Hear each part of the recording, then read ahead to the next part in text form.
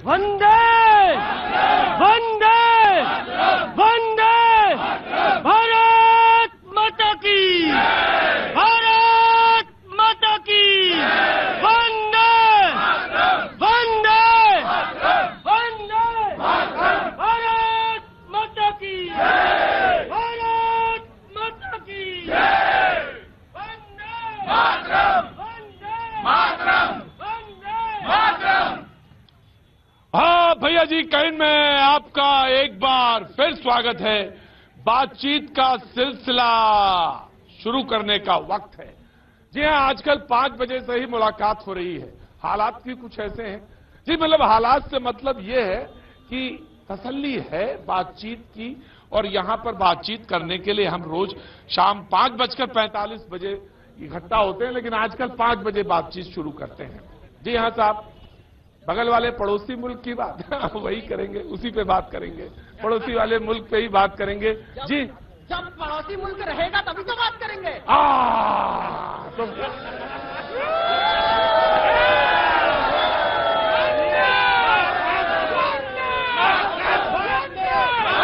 भारत माता की, भारत माता की। मुझे लगा कि कहीं उत्साह कम तो नहीं है। बोले नहीं है, बोले पड़ोसी मुल्क रहेगा तभी तो बात करेंगे। किसी ने कहा कि जरा ये बताइए कि भूगोल का पर्चा होने वाला है, तो उससे वह तमाम सारी चीजें हैं, लेकिन बातचीत शुरू करेंगे, हम अपनी बातचीत शुरू करेंगे। तो साहब तैयार हैं आप आज? हाँ जी, आ गए आप? बिल्कुल सर। तो जरा झंडे दिखा के दिखाइए जरा कैसी तैयारी है। क्या बात है पाजी, जरा एक बार ये उत्साह भी दिखाया जाना चाहिए। वाह क्या बात है, बहुत सही, बहुत खूब। और बातचीत के सिलसिले को हम शुरू करते हैं। तो उधर से पेशकश हुई है कि बातचीत होनी चाहिए। इमरान खान कह रहे हैं कि अब बातचीत होनी चाहिए। चाचा आ गए हैं आप? जी हाँ। क्या बात है, आप तो जो ऐसा हौसला अफजाई कर रहे हैं हमारा, कि मुझे लगता है कि आप ही बहुत काफी हैं उनके लिए। जी हाँ बिल्कुल, मैं हकीकत में हूँ जी। मैं पी को देखना नहीं चाहता हूँ। पी मतलब पाकिस्तान? जी, मैं ही को देखना चाहता हूँ, यानी हिंदुस्तान है। और इसके लिए मुझे हाँ, अगर पाकिस्तान को मिट्टी में मिलाने की जरूरत पड़ेगी तो कर दूंगा। क्या बात है बाजी, बहुत बहुत शुक्रिया, बहुत बहुत शुक्रिया। सच तो ये है कि जिस तरह से हालात बने हैं, किसी ने अभी कुछ दिन पहले प्रेस कॉन्फ्रेंस हो रही थी, तो जो मिनिस्ट्री ऑफ एक्सटर्नल अफेयर्स है, विदेश मंत्रालय ने कहा कि जैश मोहम्मद के जो ठिकाने हैं उस पर बम गिराए, और वो टारगेटेड थे, और जहां से फिर से हमला या फिर से कोई तैयारी की बातचीत हो रही थी, लिहाजा वहां पर बम और वहां पर गिराए गए। ये बात थी हमारी। लेकिन उधर से क्या हुआ है, मिनिस्ट्री ऑफ एक्सटर्नल अफेयर्स ने कहा कि जो थे निशाना, जो थे हमारे मिलिट्री ऑर्गेनाइजेशन जो थे वो थे। अब सवाल ये है कि आप ऐसे में कहते हैं बातचीत होनी चाहिए, तो क्या बातचीत होनी चाहिए? ये जनता भी तय करेगी। हाँ जी, हाँ जी, नहीं होनी चाहिए? मेरे हिसाब से होनी चाहिए, क्योंकि जंग अंत में मसला नहीं है। और दूसरी चीज, हमारे जो जवान हैं अभिनंदन, उनको पकड़ लिया गया है, कैप्चर किया गया, उनकी नोज ब्लीडिंग की फोटोज आ रही हैं। तो हमने अपने जवानों के बारे में भी सोचना चाहिए कि वो लगातार जान दे रहे हैं। इसका कोई मसला निकलना चाहिए। वॉर कभी भी किसी चीज का मसला नहीं होता। ऑफ कोर्स मुझे मालूम है, ये बात सच है कि वॉर जो है किसी मसले का हल नहीं है। और जो आप जिस जवान, जिस कमांडर की बात आप कर रहे हैं, उसको लेकर तमाम सारे विजुअल्स आ रहे हैं, मोबाइल पर आ रहे हैं, लगातार आ रहे हैं मोबाइल पर। हालांकि विदेश मंत्रालय ने उसके बारे में कहा है कि वो मिसिंग है, और इसके बारे में अभी पूरी औपचारिक तरीके से कहा जाना बाकी है कि क्या है, वही शख्स है या नहीं, आइडेंटिफिकेशन रिवील होनी है। बहरहाल पाकिस्तान की तरफ से बार बार वो जो फोटो है वो दिखाया जा रहा है। तो एक शख्स ये है जो कहते हैं वॉर कोई हल नहीं है, और एक तरफ ये है कि नहीं, बार बार रोज रोज आखिर कब तक है साहब? जी क्या नाम साहब? नकवी नाम है जी। मेघाल, थोड़ा सा तो जरूरत है कि अब हमें थोड़ा सा दिखाना होगा अपना जौहर भी। हमें अपना जौहर दिखाना होगा, वक्त है। पंडित जी आज आपका वक्त है। हाँ, कोई बात। देखिए, जब तक पाकिस्तान रहेगा, दुखिए हिंदुस्तान रहेगा। पाकिस्तान को मिटाना है, वहाँ हिंदुस्तान का बोर्ड लगाना है। सबसे पहले तो हमने ये करना है कि जो वहाँ पे पेड़ है, उस पेड़ को ही खत्म कर देना है। ना रहे बांस, ना बजे बांसुरी। पाकिस्तान का नाम ही नहीं रहना चाहिए। अब मोदी जी को तो अब यही चाहिए। सवाल यही था कि जैश के ठिकानों पे जब बमबारी की गई तो उसके बाद उनका मुझे मालूम था, हम लोग तमाम सारे लोग जानते थे कि पाकिस्तान की तरफ से भी कुछ होगा, और हुआ। आज सुबह जब खबरें आई तो ऐसी ही खबरें थी। बहरहाल अब सवाल यह है कि उनको समझ में आ जाए तो बातचीत की प्रोसेस शुरू हो जाए, ठीक है। लेकिन अगर अभी बातचीत की बात मैं कहूंगा तो लोग कहेंगे ये बात बेईमानी है, क्योंकि आप एक तरफ हाथ बढ़ाते हैं और दूसरी तरफ आप हमारे एयरफोर्स की जो सीमा है उसका उल्लंघन करते हैं। तो ऐसे में कैसे बातचीत होगी और कैसे हो बातचीत? पाकिस्तान पे भरोसा करना आज के समय में मूर्खता होगी। ये तो मोदी जी ने थोड़ा सा किया, हम तो चाहते थे कि पूरा पाकिस्तान को भारत में मिला के अखंड भारत की परिकल्पना को पूर्ण करने का काम। और मैं चाहता हूं कि एक बार जोर से हो जाए, ये दोबारा हरकत बार बार करता रहेगा पाकिस्तान। मैं चाहता हूं इसको नेस्तानबुद्ध करके या फिर पाकिस्तान को भारत में मिलाकर अखंड भारत की परिकल्पना जो हमारा जो उद्देश्य है वो पूरा हो जाए। जी बहरहाल ये एक विचार है, ये एक बात है। मैं आ रहा हूं आपके पास, आऊंगा जरूर, वेट करिए। जी जनाब, कहां से हैं आप? मैं भिवानी हरियाणा से। भिवानी हरियाणा से, जी, वीरों की भूमि है वो, बताइए। देखिए, लातों के भूत बातों से नहीं मानते, और जो ये 14 तारीख को हमारे पुलवामा में जो हादसा हुआ और शहीद हुए, और उसकी जो 13वीं के दिन 26 तारीख को जो वायुसेना ने जो तर्पण किया है, ये सच्ची श्रद्धांजलि है उन शहीदों के लिए, और भारतीय वायुसेना को और भारतीय सरकार को इसका पूरा श्रेय जाता है। और ये देश में हमें एक ऐसा अब लग रहा है कि देश सुरक्षित हाथों में, और ये जो वायुसेना ने जो करके दिखाया कमाल, उसके लिए उसको बहुत। आपको लगता है कि बातचीत का अभी वक्त नहीं आया है? सर, मैंने पहले बताया, लातों के भूत बातों से नहीं मानते। लातों के भूत बातों से नहीं मानते, वक्त नहीं आया। राजेश जी हमारे साथ आ गए, बीजेपी के प्रवक्ता के तौर पर बातचीत करेंगे। राजेश जी। भाई साहब देखिए, ये बहुत जरूरी था, देश की भावना थी। देश का कोई भी आदमी, हमारे लोग अगर शहीद हो जाएं, उस चीज को बर्दाश्त नहीं कर सकता था। ये एक भारत के सिस्टम में भी एक चेंज आया। पहले डिफेंसिव मोड में रहता था भारत, हर समय बातचीत पे आ जाता था। कभी भी हम लाइन ऑफ कंट्रोल या सर्जिकल स्ट्राइक ऐसी चीज हम नहीं सोचते थे पिछले कुछ सालों में। अब भारत बदल चुका, अब न्यू इंडिया है, अब वो नहीं मानेंगे इस तरीके से, और उन्होंने उस पार किया जो चीजें करनी चाहिए थी। और पर हम भारत का जो तरीका था वो उन आतंकी ठिकानों पे अटैक कर रहा था। आज उन्होंने जो कोशिश करी थी वो हमारे मिलिट्री ठिकानों की तरफ पहुंचने की कोशिश करी थी। हम अलर्ट थे, हमने तुरंत फायर किया। तो एक तर्क ये दिया जाता है कि जब वो आपका कोई ऐसा शख्स हो, पड़ोसी, जो बिगड़ैल हो, तो फिर उसको उसी तरह से डील करिए, क्योंकि आपको मालूम है वो बिगड़ैल है। तो फिर आपने जब इनिशिएट किया है तो आपको तैयार भी रहना होगा। मैं आया राजेश जी। देखिए, आप बिल्कुल सही कह रहे हैं, कल भी हमने इस पे चर्चा करी थी। लेकिन आप जो बार बार कहते हैं ना, संवाद जरूरी है, आपको बात तो करनी पड़ेगी, क्योंकि हमारी लड़ाई आखिरकार आतंकवाद से है। उन आतंकवादियों को खत्म करने का हमें प्रण लेना होगा जो बार बार आके हमारे धरती को खराब करने की कोशिश करते हैं। और वही हमारे जवानों ने, चाहे बालाकोट हो, चाहे चिकोटी हो, चाहे वहां आसपास जहां भी हमने हमले किए कल, वहां ये कोशिश करी गई कि जो जितने भी इस तरह के उनके आउटफिट थे, उनके जो प्रशिक्षण केंद्र थे जैश ए मोहम्मद को, उसको खत्म किया। लेकिन आज उनका जो रिएक्शन आया है वो भी हमें देखना होगा कि वो जो हमारे अभी नौजवान कह रहे थे ना कि एक बार फैसला लेना होगा, पाकिस्तान के इन हरकतों के खिलाफ फैसला लेने की जरूरत है। लेकिन इधर से भी एक नौजवान ने कहा कि हल जो है वो कहीं ना कहीं अगर बातचीत करके रखी जाए, क्योंकि आप जब आप बातचीत करने लगते हैं, मैं आगे आपका सफर, मुझे मालूम है बहुत गुस्सा है, ऑफकोर्स आई नो बहुत गुस्सा है जब आप बातचीत की बात करते हैं। ऑफकोर्स, हाँ जी, हाँ। फाइनल चाहिए, मुझे पाकिस्तान नहीं चाहिए। कोई बातचीत नहीं होगी। हम आतंकवादियों को मारना चाहते थे, वहां का प्रधानमंत्री समझ ले, हम वहां की जनता के खिलाफ नहीं है। अगर वो नहीं सुधरे तो सबको निपटाया जाएगा। जो नहीं समझा, जी, मुझे लग रहा है कि जो हमारे देश के बाहरी आतंकवादी तो अलग चीज है। सबसे पहले मुझे लग रहा है कि हमें इंटरनल स्ट्राइक्स करनी चाहिए। जो यहाँ के अंदर के आतंकवादी है हमारे, When you say internal strike तो मतलब internal strike to all those people who are against India, जो अगेंस्ट इंडिया है, जो यहाँ के लोग यहाँ पे बस के सिक्योरिटी फोर्सेस के अगेंस्ट बोलते हैं, जो कहते हैं बातचीत करनी चाहिए, मुझे लग रहा है उन आतंकवादियों से ज्यादा खतरनाक ये आतंकवादी है। बिकॉज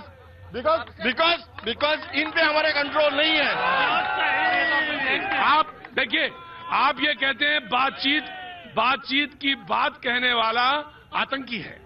बातचीत करने वाला आतंकी है, वो सपोर्ट कर रहा है उसको, वो उसको 100% सपोर्ट कर रहे हैं। हाँ जी, 70 साल से बातचीत कर रहे हैं हर बात। मैं कश्मीर से बिलोंग करता हूँ, मुझे मालूम है आप कश्मीरी पंडित हैं। ठीक है, इतना तो मुझे अंदाजा हो गया था। दर्द जानते हैं, यहाँ के लोगों को ये दर्द पता नहीं रहा तब तक। ये are you ready to go to valley? I am ready to go to valley any time. Are you ready? Yes. Are you ready? I am ready. I am ready. कितने साल पहले वैली छोड़ी? मैंने 90 में छोड़ी valley. Are you ready to go to valley? Yes. Are you ready to valley? सवाल यही है कि इस समय sentiment I respect your dialogue और बातचीत की जो बात है वो उसको मैं रिस्पेक्ट करता हूं जो आपने कही। सवाल ये है कि बातचीत का मूड नहीं है, बातचीत नहीं करनी है, बातचीत नहीं करनी है ना? हाँ? 2 दिन का खुली छूट दे दो, उसके बाद पूरा पाकिस्तान घुटने के बल पे मर जाएगा। जरूरत नहीं पड़ेगी, इतनी ज्यादा संख्या में हमारे पास ताकत है, 2 दिन में खत्म हो जाएगा। हमारी सेना को फुल छूट मिलनी चाहिए। हमारी सेना को अगर फुल छूट मिलेगी, हम पाकिस्तान को 2 दिन के अंदर धूल चटा देंगे। साहू जी मैं एक बात आश्वस्त करना चाहता हूं पाकिस्तान की जनता को, क्योंकि हम उनको कोई नुकसान नहीं पहुंचाना चाहते हैं। हम केवल आतंकवाद के, हम आम जनता को नुकसान नहीं पहुंचाना चाहते। हम केवल आतंकवाद और उनके जो समर्थक हैं, जो उनको फंडिंग कर रहे हैं, और वो देश जो अपने आप को बहुत विकसित देश मानते हैं और हथियारों की सप्लाई करते हैं, दोनों ही देशों को, वो अपने धंधे को चमकाने के लिए वो भड़काने का काम करेंगे, निश्चित रूप से भारत को और पाकिस्तान को। साहू जी कहते हैं, आते रहते हैं शो में, आते रहते हैं, हमारे शो में अक्सर शरीक होते हैं और उस तरफ खड़े रहते हैं। कहते हैं कि हमें वहां की रियाया जो है, पाकिस्तान की जो जनता है, उससे सहानुभूति है, हम उसको हानि नहीं पहुंचाना चाहते। हाँ, तो मतलब ये हुआ कि बातचीत की तरफ आना चाहिए। एक तरफ कौल साहब हैं या कश्मीरी पंडित हैं और यहाँ पे खड़े हैं, मौजूद हैं, जिन्होंने दर्द झेला है। मैं कह रहा हूं, जिन्होंने दर्द झेला है, जिनके सीने पे अभी भी घाव हैं और घाव अभी भरे नहीं हैं। तो वो ये कहते हैं वो तब तक नहीं बनेंगे हुजूर आली जब तक आप वैली में, तभी मैं बार बार पूछता हूं, आप वैली में जाने के लिए तैयार हैं? आप जाने तैयार हैं? तो वो तब तक नहीं बनेंगे। तो मैं इनसे भी पूछा, ये कहते हैं ना, आर पार की होनी चाहिए। एक इस तरफ नौजवान शख्स खड़ा है जी, हम भी जाएंगे। हाँ, 35A हटवा दो, हम भी जाएंगे जी। 35A हटवाओ, हम भी जाएंगे। Of course I am coming. एक तरह एक नौजवान है जो कहता है कि नहीं, बातचीत होनी चाहिए, क्योंकि युद्ध जो है किसी समस्या का हल नहीं है। Now I am coming to you sir. देखिए प्रतीक जी, एक देश में जो वातावरण बनाया जा रहा है उसकी झलक मैंने यहां पर भी देखी कि पूरे पाकिस्तान को बर्बाद कर दो। कल जब हमारे एयर स्ट्राइक की गई, सर्जिकल स्ट्राइक, तो बाकायदा हमारे MEA की तरफ से ये स्टेटमेंट जारी हुआ कि हमने वहां के जो आतंकवादी थे, यहां तक कि उनके मिलिट्री ठिकानों पर भी हमला नहीं किया। अब यहां लोगों के जज्बात, लोगों के एहसास में ये बात भरी जा रही है, एक उद्देश्य है, एक मकसद है उसके पीछे, भरी जा रही है कि पूरे पाकिस्तान को बर्बाद कर दो। कौन भर रहा है? कोई नहीं भर रहा। मैं वही बताना चाहता हूं, अभी लोगों ने,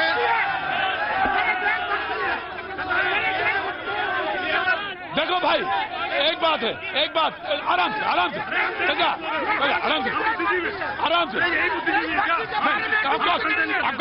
भारत की देशभक्ति के बारे में ऐसी बातें करेंगे, ये भारत की देशभक्ति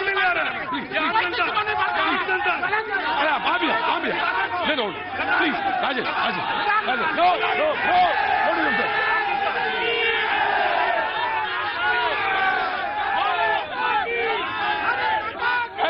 ऐसा नहीं। भारत माता की, मजा नहीं आया? भारत माता की।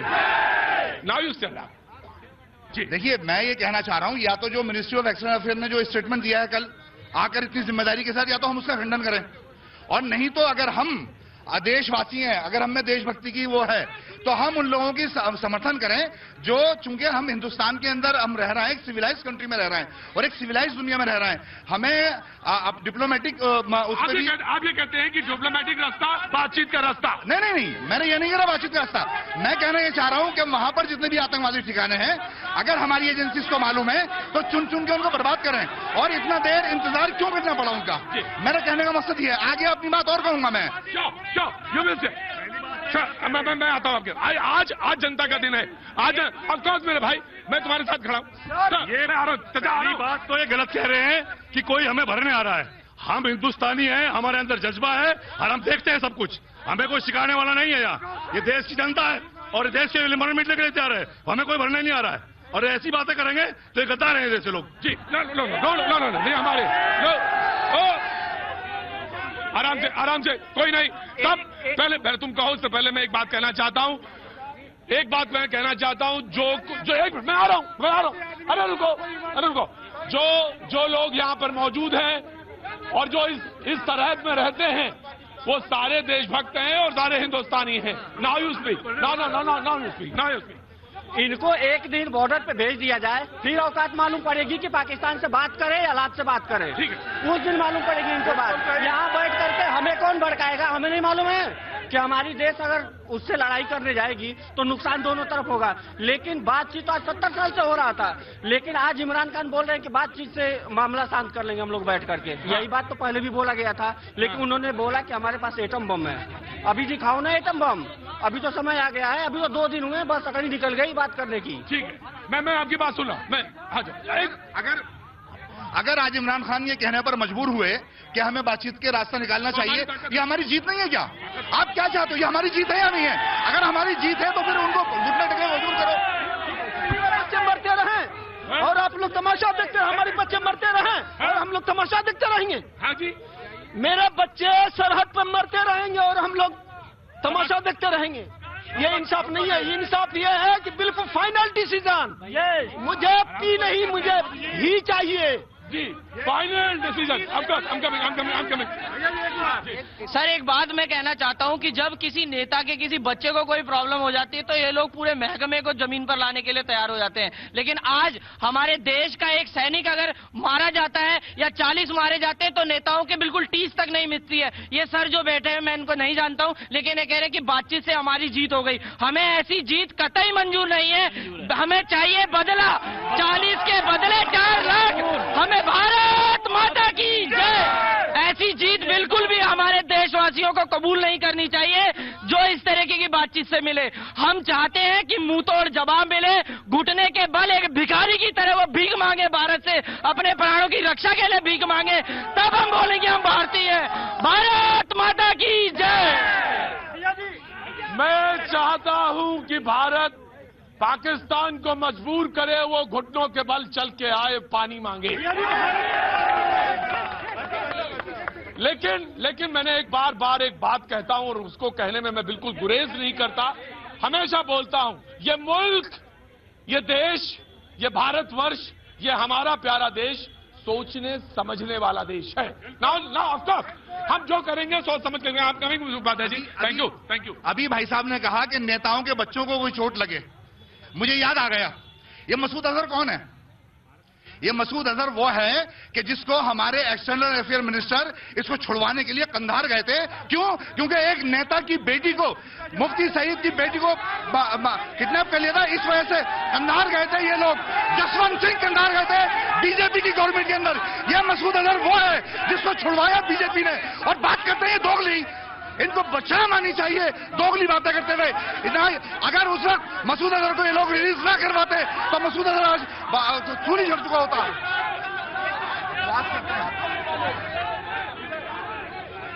मैं ऑफकोर्स कौन साहब मैं आ रहा हूँ। कौन साहब मैं तो जानता नहीं, नाम क्या है आपका? अजय भट्ट साहब मैं आ रहा हूँ।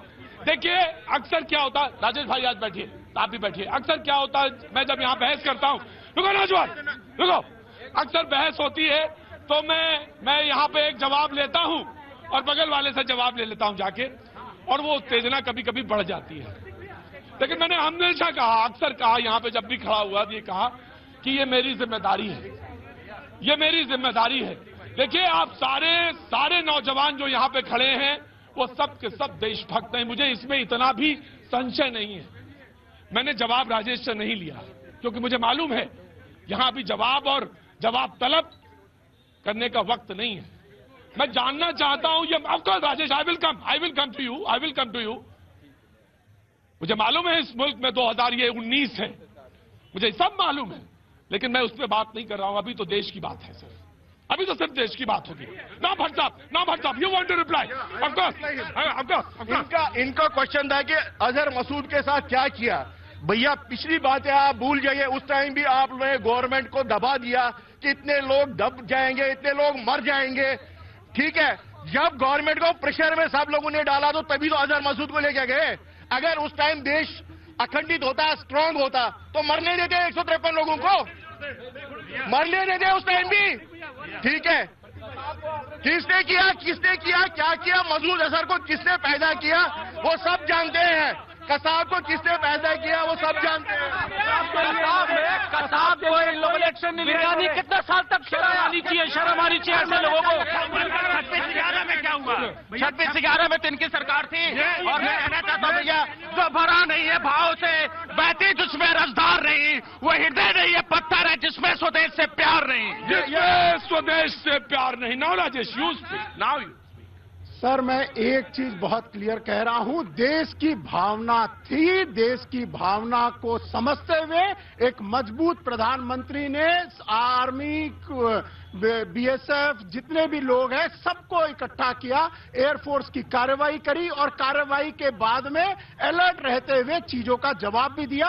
आज आपको बता दूं, ये देश झुकेगा नहीं, रुकेगा नहीं, और ये देश जब कभी भी कोई ऐसी हरकत करेगा उसका मुंह तोड़ जवाब 4 गुना देगा और वहां के आतंकवादियों को एक एक को खत्म करेगा। ये एक जो बहुत सालों से एक जगह पे एक अड्डा बन करके था, उस अड्डे को रोका नहीं जा रहा था, आज 200 सालों से वहां पे चलाया जा रहा था। आप जगह देख लीजिए, और आज तक कोई एक्शन नहीं हुआ था, और उसको लगातार इतना हेवी स्ट्रांग, अगर आप जोश में, इस मुल्क के जोश में कहीं कोई कमी नहीं। मैं पीछे बाबूजी को देख रहा हूं, लगभग 75-80 साल की उम्र है, और वो मुझे मेरी निगाह में से मिला रहे हैं।